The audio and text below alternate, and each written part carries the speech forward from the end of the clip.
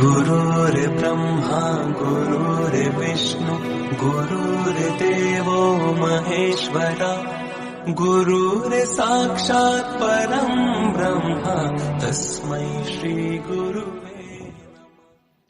આજે આપણે બીજા તાસની અંદર લોહીની સગાઈ એના વિશે ગયા તાસની અંદર લેખક પરિચય અને ટૂંકમાં સાર જોયેલો હતો. આજે આપણે એનો વિગતે સાર જોતા જઈએ અને સમજતા જઈએ. લોહીની સગાઈ એમના લેખક છે ઈશ્વર પેટલીકર. એમનો સાહિત્ય પ્રકાર ટૂંકી વાર્તા.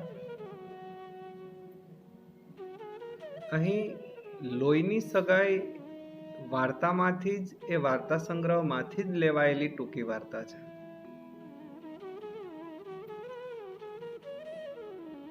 આ ટૂંકી વાર્તા એના લેખક ઈશ્વર પેટલીકર 9/9/1916 જન્મેલા અને 22/11/1983 ની જીવન સફર સુધીમાં ઈશ્વરભાઈ મોતીભાઈ પટેલ તેમણે ગુજરાતી સાહિત્યનું અનેરું ખેડાણ કરેલું છે. તેઓ પેટલાદ તાલુકાના પેટલી ગામના વતની હતા. પેટલી ગામના નામ પરથી પોતાની અટક પટેલ પરથી પેટલીકર કરી દીધી.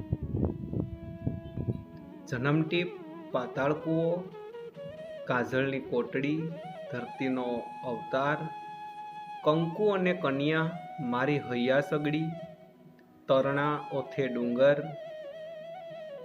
યુગના એંધાણ, ઋણાનું બંધ, જુજવેરૂપ, સેતુબંધ, અભિજાત, લાક્ષાગૃહ વગેરે વગેરે મહત્વની એમની નવલકથાઓ છે.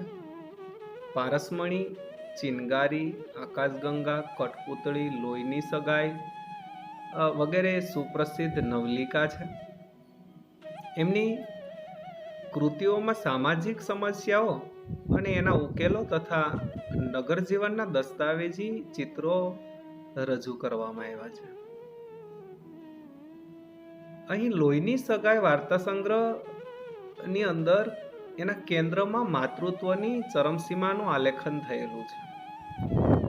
અમૃત કાકી વિશેની અને એમની દીકરી મંગુ વિશેની વાત છે. કરુણ પ્રસંગ અહીં રજૂ થયો છે. શરૂઆત કરીએ પાઠના ભાવાર્થની તો મંગુને ગાંડાના દવાખાને મૂકવા જવાની સલાહ અમૃત કાકીને ઘણા લોકો આપતા હતા. હવે આ અમૃત કાકીનું માતૃત્વ કેવું? એમને 2 દીકરા છે, 2 દીકરીઓ છે. એમાંની સૌથી નાની દીકરી છે એનું નામ મંગુ છે અને તે પોતે નાનપણથી જ ગાંડી અને મૂંગી છે. એની સેવા ચાકરી અમૃત કાકી કરતા હોય છે. માતૃત્વથી આ ગાંડી દીકરીની સેવા કરતા તે અમૃત કાકી મંગુને દવાખાને મૂકવા માટે તૈયાર થતા નથી. ઘણા લોકો એને સલાહ આપતા હોય છે કે અમૃત કાકી તમે આ મંગુને ગાંડાના દવાખાને મૂકી આવો. જ્યારે પણ આવી વાત અમૃત કાકીને કાને આવતી ત્યારે એમની આંખની અંદર પાણીથી જળજળિયા આવી જતા અને દરેકને તે એક જ જવાબ આપતા કે હું માં થઈને ચાકરી ન કરી શકું તો દવાખાનાવાળાની તો કેવી લાગણી હોય, એ આવી ચાકરી ન કરી શકે. અને એવું માનતા કે ખોડા ઢોરની જેમ આ મારા બાળકને પાંજરાપોળમાં મૂકી આવવું એના જેવું થાય છે. એટલે અમૃત કાકીની માન્યતા પ્રમાણે એ મંગુને દવાખાને મૂકવા ન જતા. અને અમૃત કાકીની આ ગ્રંથિ જાહેર થયા પછી કોઈ એમને એ વાત કરતું જ નહીં કે હવે અમૃત કાકીને આ વાત નથી ગમતી તો શું કામ કેવી. અને જન્મની ગાંડી ને મૂંગી દીકરીને તો એ જે રીતે ઉછેરતા, એની ચાકરી કરતા, લાડ લડાવતા, આપણે જોઈએ ત્યારે એના પ્રત્યક્ષ એને જોઈ અને એને વખાણ પણ કરતા કે આવી રીતે ગાંડી દીકરીને તો અમૃત કાકી જ ઉછેરી શકે. બીજાને ઘેર હોય ને તો ભૂખી તરસે ક્યારની મરી ગઈ હોય, પણ અહીં તો આ મંગુની ખૂબ સેવા ચાકરી થાય છે. અને કદાચ જો બીજી રીતે બીજાની ઘરે હોય તો એ ક્યારની મરી ગઈ હોય, પણ અહીં તો જીવતી તો ઠીક, પણ એનું શરીર પણ હૃષ્ટપુષ્ટ છે. અને આ અમૃત કાકીને બાકીના એ 3 સંતાનો ને જાણે વિસરી ગયા હોય, એનું સમગ્ર માતૃત્વ મંગુ ઉપર જાણે અભિષેક કરતું હોય એવું લાગ્યું. અમૃત કાકી આ મંગુ ઉપર દરેક સમય આપે છે. અને જ્યારે પણ રજા હોય ત્યારે દીકરાઓ છે તે અવારનવાર ઘેર આવે, ત્યારે એમનું ઘર બાળ પૌત્રો પૌત્રીઓથી ખિલખિલાટ હસી ઉઠે. જ્યારે પણ મંગુ ગાંડી છે એની સેવા કરનાર અમૃત કાકી છે, એના બાકીના જે સંતાનો છે તે અલગ અલગ રહે છે. અમૃત કાકી આ મંગુની સેવા ચાકરી કરનારી હોય છે. જ્યારે એમના દીકરાઓ આવે છે ત્યારે એનું ઘર એના દીકરાના દીકરા પૌત્ર અને પૌત્રીઓથી આખું ઘર ખિલખિલાટ કરવા માંડે છે. છતાં દાદીમા તરીકે અમૃત કાકી હરખ પુદુડા થઈ જતા નહીં. એ તો એ ભાગ્યે જ બાળકોને તેડતા, કે ક્યારેક રમાડતા, કે ક્યારેક લાડ કરતા. માના વર્તનથી પેલા દીકરાને કોઈ લાગતું નહીં, પણ વહુને થોડુંક એવું થાય. એટલે વહુ થોડીક સમસમી જતી કે અમારા છોકરાને આ અમૃત કાકી ન રમાડે અને પોતાની મંગુની કેવી સેવા કરે છે. એટલે બંને વહુ છે એના પતિ આગળ આ એક ફરિયાદ કરતી કે દીકરાના બાળકો એમને દીઠા ગમતા નથી અને ગાંડા હીરાને છાતીએથી અળગો કરતો નથી. આવું તે વળી શું હશે મંગુમાં? દીકરી માને મોઢે જ સંભળાવી દેતી. પેલી એક દીકરી હતી ને મોટી તે, અને કહેતી મંગુને ખોટા લાડ લડાવીને તે જ વધારે ગાંડી કરી મૂકી છે માં. ટેવ પાડીએ તો ઢોરને ઝાડો પેશાબ ક્યાં કરાય અને ક્યાં ન કરાય એનું ભાન આવે, પણ માં તે જ આને ગાંડી કરી મૂકી છે.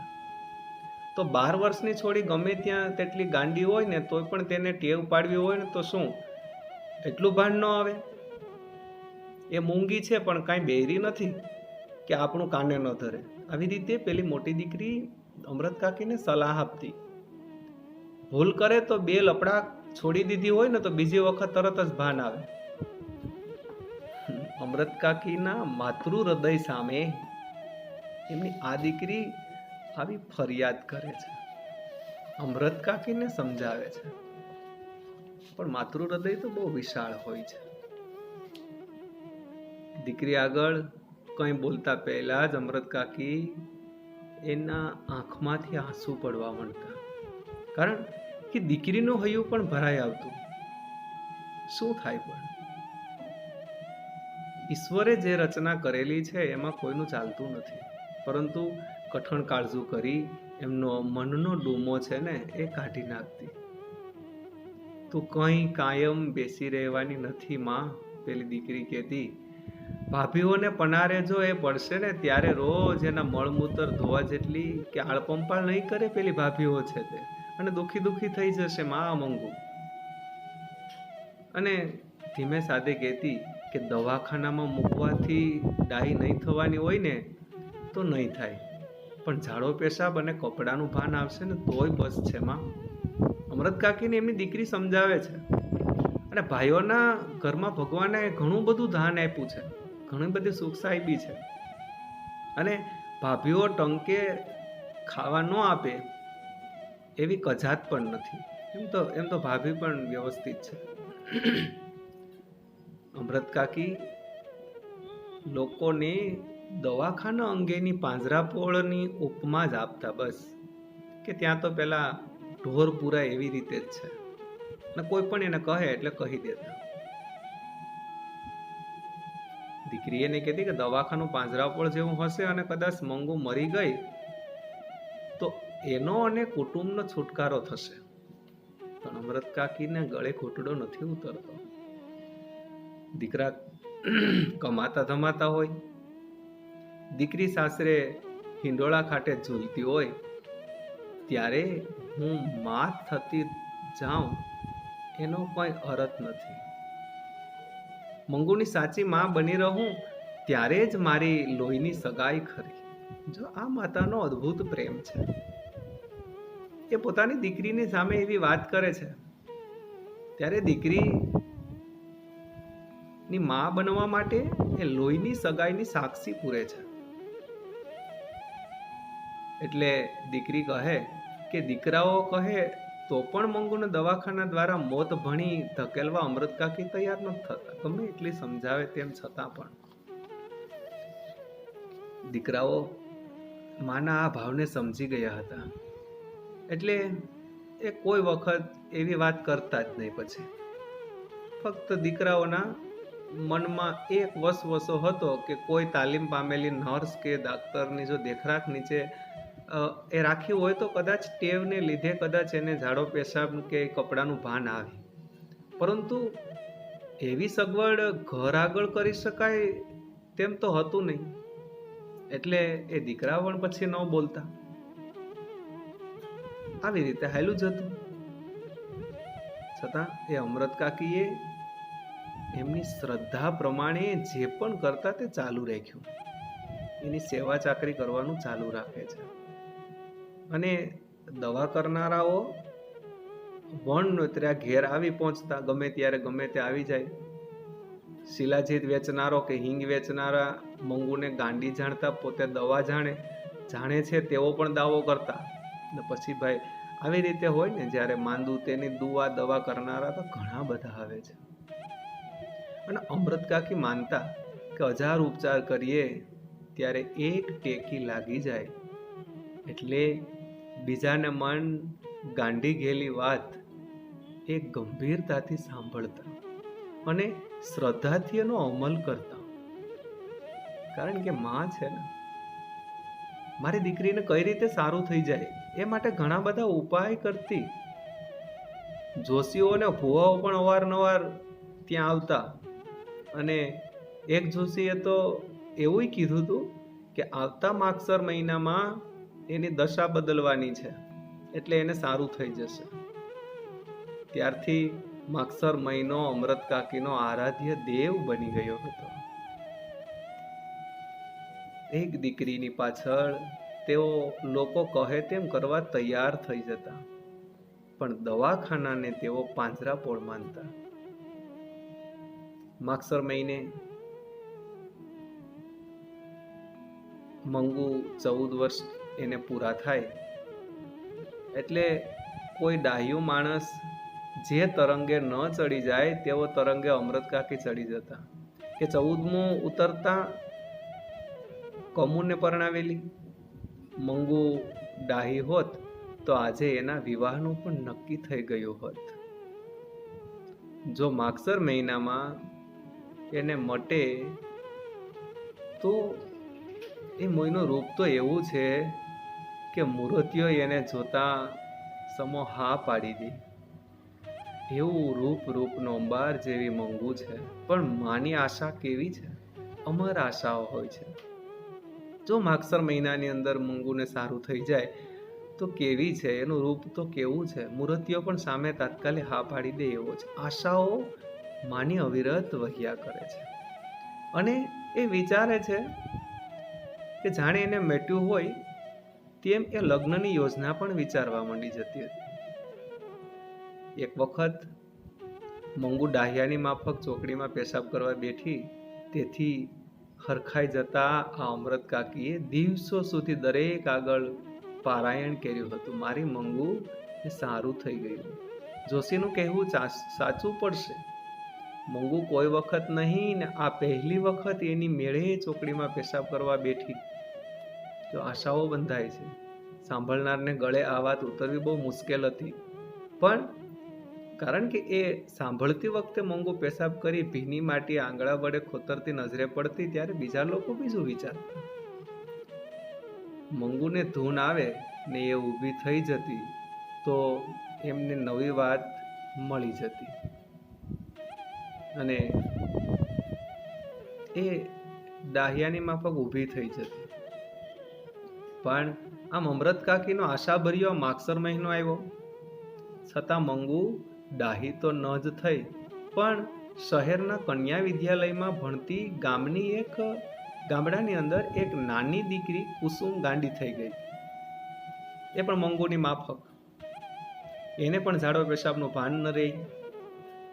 અમૃત કાકીને એથી દુઃખ તો થયું, પણ સાથે સાથે સંતોષ પણ થયો કે ડાઈ ડમરી છોડી ગાંડી થતા જ આવું ભાન ગુમાવી બેસે તો આ તો જન્મથી ગાંડી, અને આ બિચારી જન્મથી ગાંડી મંગુ છે એને ભાન ન હોય એમાં શી નવાય. ગામમાં આવી ઘટના બને છે ત્યારે એવા વિચારો આવે છે. હવે આ કુસુમ જે ગામની છોકરી ગાંડી થઈ ગઈ હતી, એ કુસુમને દવાખાને મૂકવાનું નક્કી કર્યું. એ સમાચાર જાણીને અમૃત કાકીને થોડું ઓછું આવ્યું કે એની માં જીવતી હોત તો એને દવાખાને મૂકવા ન દેત. માં વગર બધું સોનું કહ્યું છે, તે બધું ખોટું નહીં. માં નથી એને. એ સાથે જ પોતાની આંખ મીચાતા મંગુને પણ ભાઈઓ દવાખાને મૂકી આવતા હોય એવું દ્રશ્ય એમને કંપાવી ઉઠતું. મારી દીકરીને દવાખાને મૂકવા નથી જવી. પહેલા મહિનાને અંતે કુસુમને સારો ફાયદો થયો તેવા અમૃત કાકીને સમાચાર મળ્યા. એટલે એને બાંધી મૂકવી પડતી, તે હવે છૂટી ફરે છે, છતાં તોફાન કરતી નથી. આ કુસુમ એને સમાચાર મળે છે. ઝાડો પેશાબનું પૂરેપૂરું ભાન આવ્યું છે. કાણપણ હવે રહ્યું ન હોય એવું લાગે છે. ફક્ત આખો દિવસ એ ગાયા કરે છે એટલું જ, બાકી એને સારું થઈ ગયું છે. અને એ પણ બીજા મહિનામાં મટી જશે એવો ડાક્ટરે દાવો કર્યો છે, અભિપ્રાય આપ્યો છે. બીજે મહિને કુસુમને મટી ગયું, છતાં એક જ મહિનો રહે તો સારું એવી ડાક્ટરની સલાહથી એને ત્રીજો મહિનો રાખવામાં આવી હતી. 3 મહિના સુધી કુસુમને દવાખાને રાખવામાં આવી. એ ઘરે આવી ત્યારે આખું ગામ એને જોવા ઉમટ્યું હતું. સૌથી મોખરે અમૃત કાકી હતા. કુસુમને પૂરેપૂરી ડાહી થયેલી જોઈ અમૃત કાકીને દરેક સલાહ આપવા માંડ્યા. કાકી, તમે મંગુને એક વખત તો દવાખાનામાં મૂકો, એને જરૂર મટી જશે, એને જરૂર મળશે. લોકો ફરી અમૃત કાકીને સલાહ આપવા વળગી જાય છે. અમૃત કાકીએ આખી જિંદગીમાં પહેલી વખત દવાખાનાનો વિરોધ ન કર્યો. એને આશા બંધાઈ ગઈ છે. બીજે દિવસે એમણે કુસુમને પોતાની ઘેર બોલાવી. અમૃત કાકીએ એને પાસે બેસાડી, દવાખાનાની હકીકત બધી પૂછવા માંડ્યા. નર્સ કે ડાક્ટર કોઈ ગાંડા તમાશા મારી જાય તો પણ એ લોકો એના ઉપર ખીજાતા નથી કે એને મારતા નથી, એ બધું જાણે છે. અને એ જાણીને એમને દવાખાના ઉપર થોડીક શ્રદ્ધા તો બેઠી, નવી આશાઓ જન્મી. કારણ મંગુના કર્મમાં દવાખાનામાં જવાથી જો મટે એવું લખ્યું હશે તો એ કોને ખબર, એવું વિચારે છે. આટલા ઉપચાર કરી જોયા ત્યારે એક ઉપચાર તો કરી જાઉં, એક વધારે કરી જાઉં. છેવટે મંગુને દવાખાને મૂકવી એવો અમૃત કાકીનો નિર્ણય કર્યો. ભારે હૃદયે આવો એક નિર્ણય કરે છે. એ માટે મોટા દીકરાને ઘેર બોલાવી લીધો, એને પત્ર લખીને બોલાવ્યો. અને એ નિર્ણય લીધો ત્યારથી જ એમની ઊંઘ ઉડી ગઈ.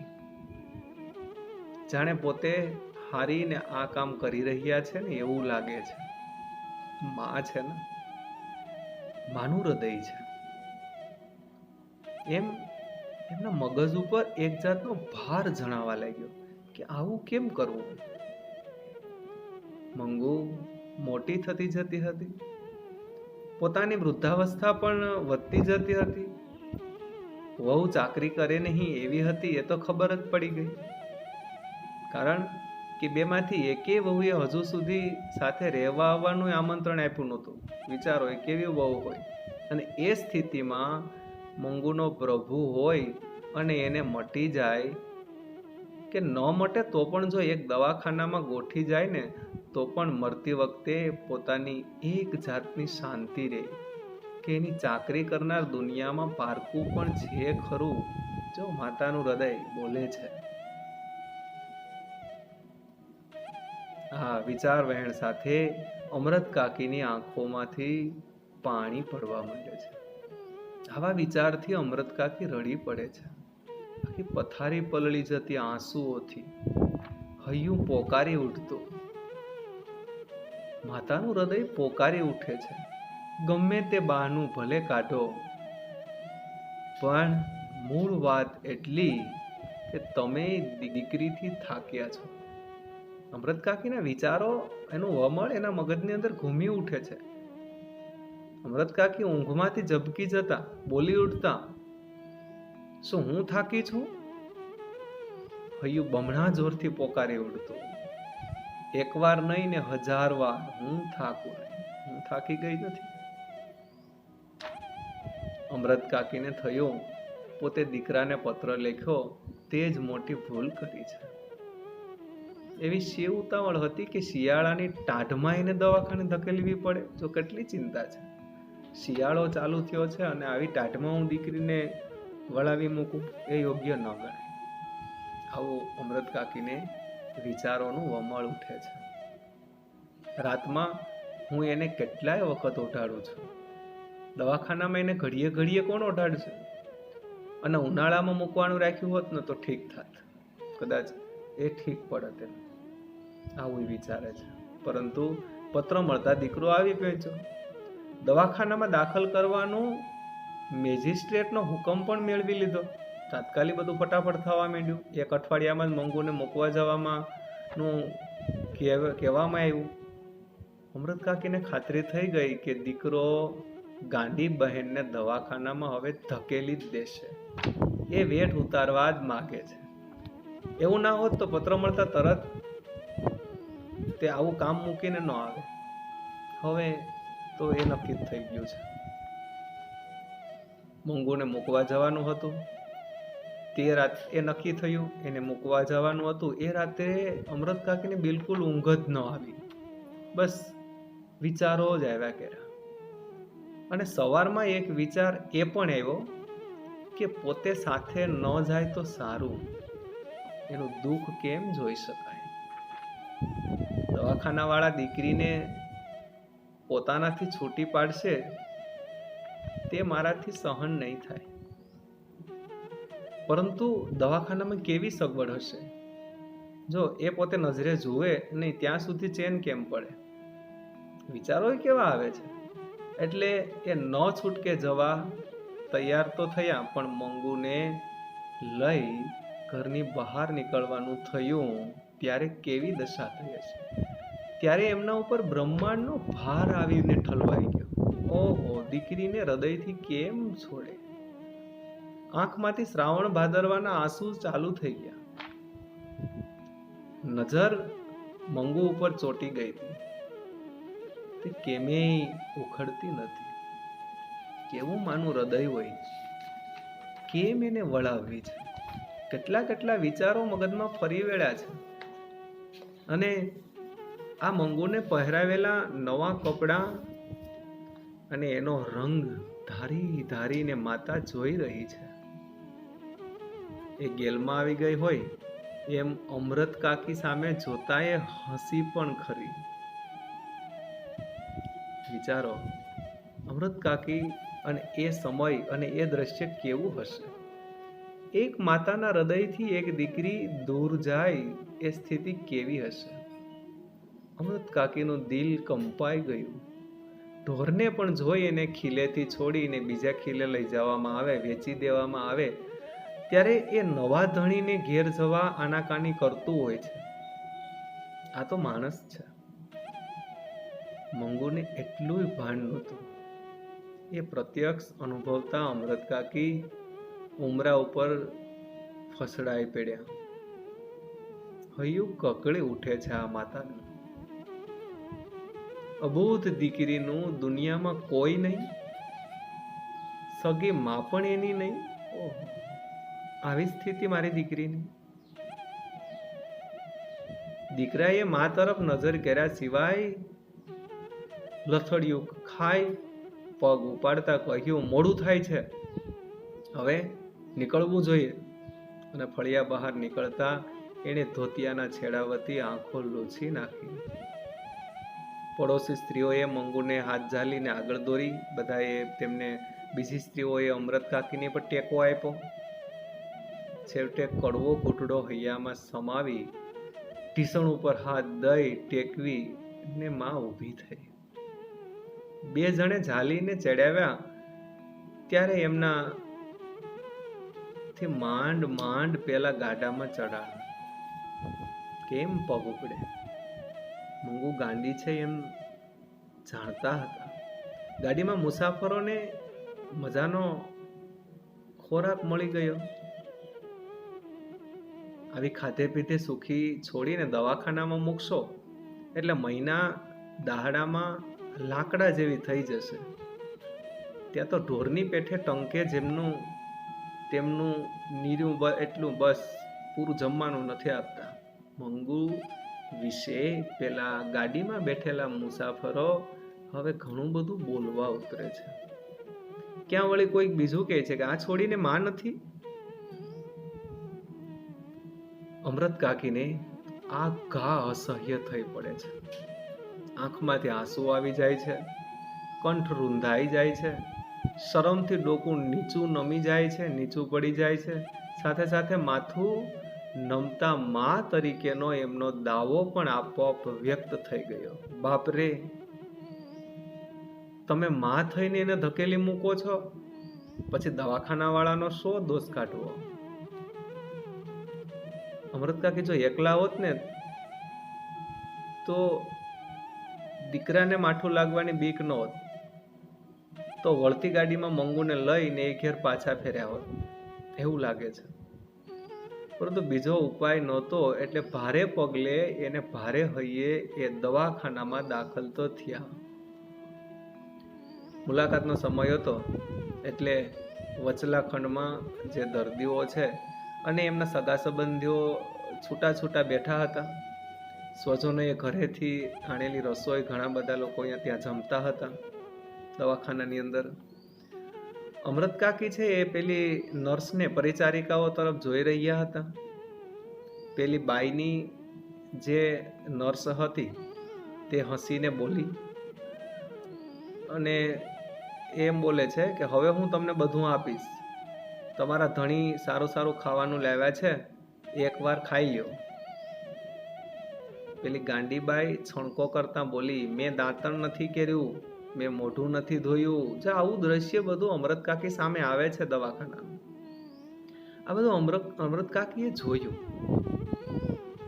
તો એનું મોં ધોયેલું હતું છતાં સહેજ પણ ખીજાયા વગર પેલી નર્સ છે, પરિચારિકા છે, એણે પાણીનો લોટો લાવી આપ્યો, એનું મોં ધોઈડાવ્યું, પેલું નેપકીન આપ્યું અને એનું મોં લૂછી નાખ્યું. અમૃત કાકીને થોડેક હૈયામાં ટાઢક વળી કે અહીં લોકો થોડાક દયાળુ તો છે, અહીંના લોકો માયાળુ તો થોડાક છે. ડાક્ટર અને આ સ્ત્રી વોર્ડની જે મેટ્રેન આવી પહોંચ્યા. અમૃત કાકીના દીકરાએ પેલા મેજિસ્ટ્રેટનો હુકમ આપ્યો, માને સંતોષ થાય તે માટે એ સંભાળે તેમ સારી સારવાર કરવા જણાવ્યું. મેટ્રને કહ્યું કે એ બાબતમાં તમારે ચિંતા ન કરવી, એને ખવડાવે નહીં તો એ ખાતી નથી. આટલું બોલતા એનો કંઠ તો ભરાઈ આવ્યો કે એ વાક્ય એને અઘરું થઈ પડ્યું. એટલું જ બોલે છે અમૃત કાકી.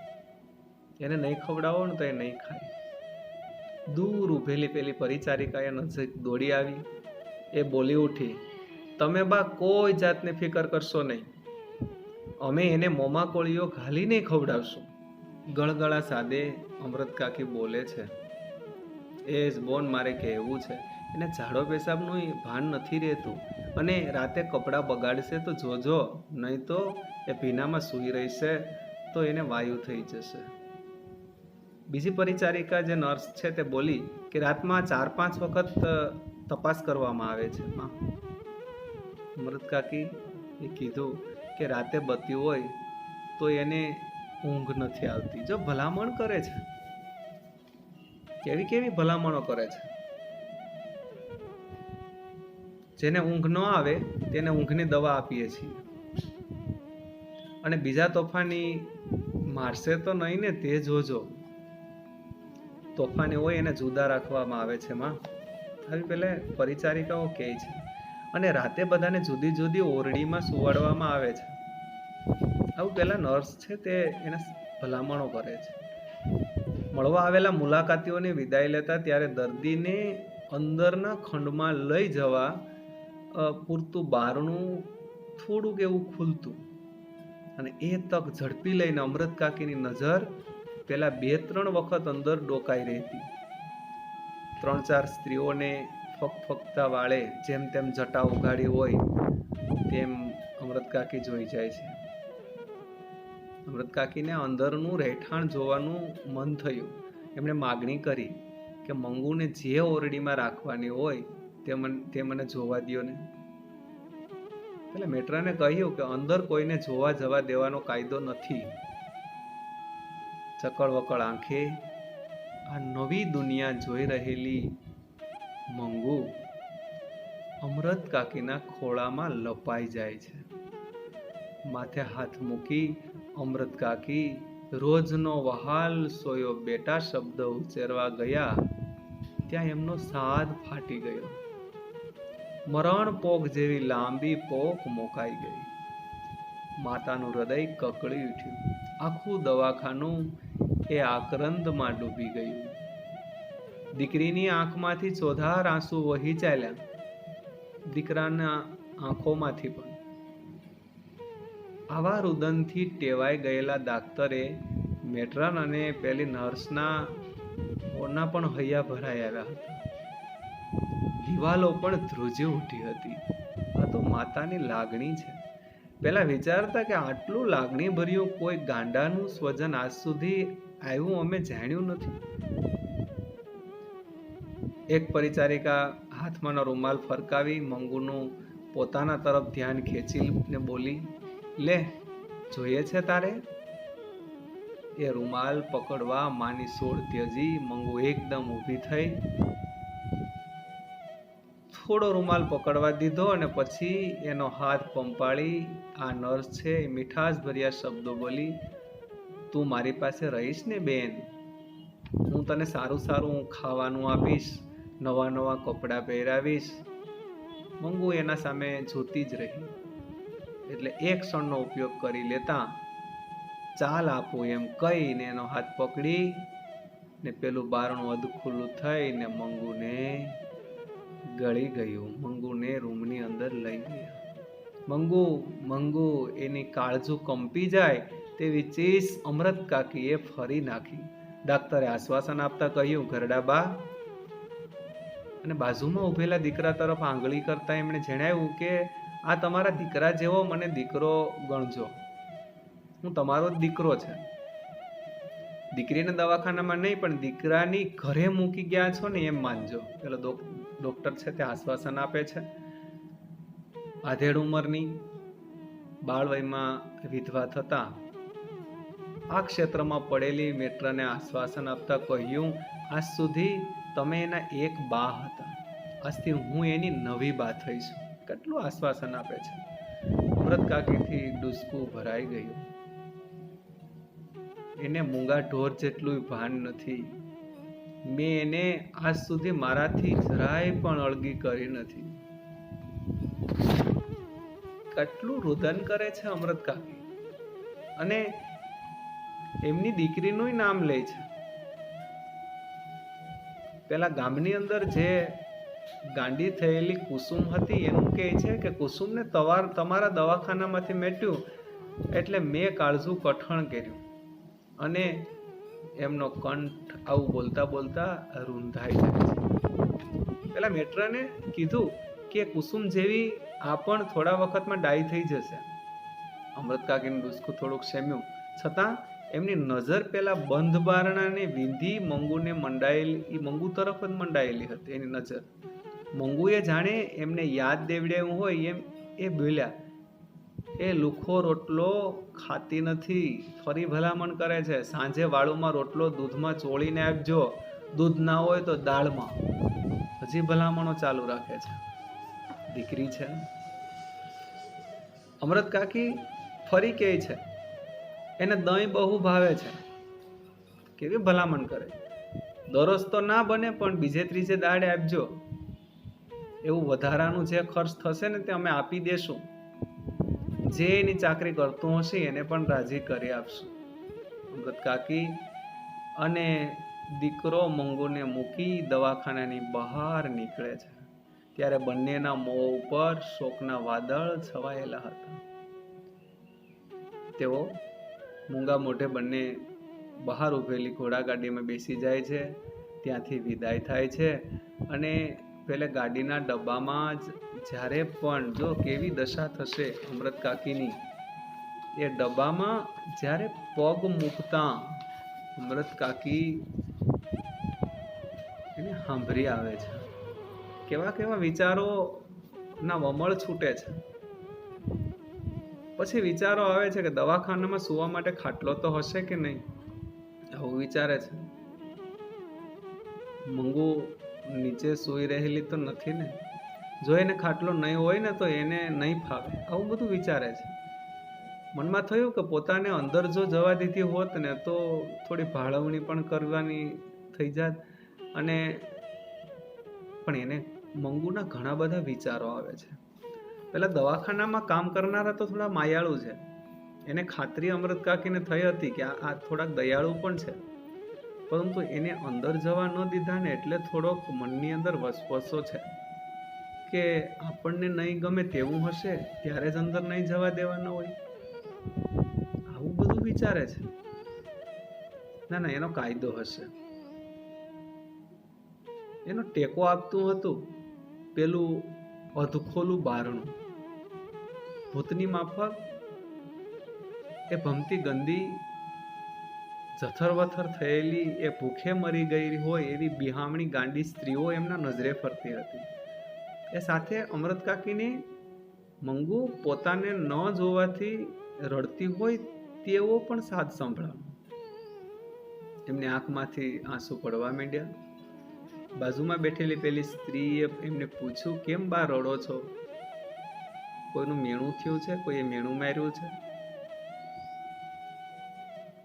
રાત્રે 11:15 વાગે ઘેર આવ્યા.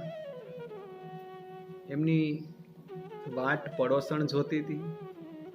જે એમની પિતરાઈ થતી હતી બાજુમાં, એ પણ જાગતી હતી. એમણે એના માટે રસોઈ પણ કરી રાખી હતી, પરંતુ બંને જણે વાળું કરવાની ના પાડી. સ્વજનના મરણને ઘા તાજો હોય ત્યારે જેમ આગ્રહ કરવાની જીભ ન ઉપડી હોય એમ પડોસણે ખેંચતાણ બહુ ન કરી, કારણ કે એને ખબર હતી અમૃત કાકીના અંતરમાં એક વાજિંત્ર ગાજી રહ્યું હતું. મંગુ અત્યારે શું કરતી હશે? દરેક પળે એમના વિચારો એના હૈયાને વીંધી રહ્યા હતા. કેટલી ઠંડી છે, મારી દીકરીને કોઈ ઓઢાડ્યું હશે કે નહીં? પેશાબ કરીને પેલાળ્યું તો નહીં હોય ને? એનું પાથરણું કોઈએ બદલાવ્યું હશે? અને મનની અંદર જાણે મંગુ બોલતી હોય ને એમ પણ બબડતા, બેટા પેશાબ ન કરતી, ઓઢાડેલું કાઢી ન નાખતી, આ બધા શબ્દો એ સૂતી વખતે કાયમ ઉચ્ચારતા. પણ મંગુ કઈ અમલ ન કરતી. રાતે એણે પેશાબ કર્યો હોય તો એના કપડાં, એની પથારી બદલાવી નાખે. મંગુ મોટી થઈ હોવા છતાં પણ એ પોતાને ભેગી જ એને સુવડાવતા, જેથી એ ભીનું કર્યું હોય તો એને તરત ખબર પડી જાય અને જાગી જાય, જો એ ભીનામાં ન સૂઈ રહે એ માટે. આ અમૃત કાકીને પોતાને પણ એના વગર પથારી સૂની સૂની લાગવા માંડે છે. મનમાં થયું કે મારા ભેગી સુવાનું ટેવાયેલી છે તો એને ઊંઘ આવી હશે. એ સાથે એની આંખો બાવરી બને છે. પોતે એને શોધતી હોય એમ એને દેખાય છે. પણ એમણે પેલા ખાટલાની હિંસ ઉપર કપાળ ફેટ્યું. હું માં થઈ ને એને દવાખાને હડસેલીને આવતી રહી. એનાથી ડૂસકું ભરાઈ ગયું.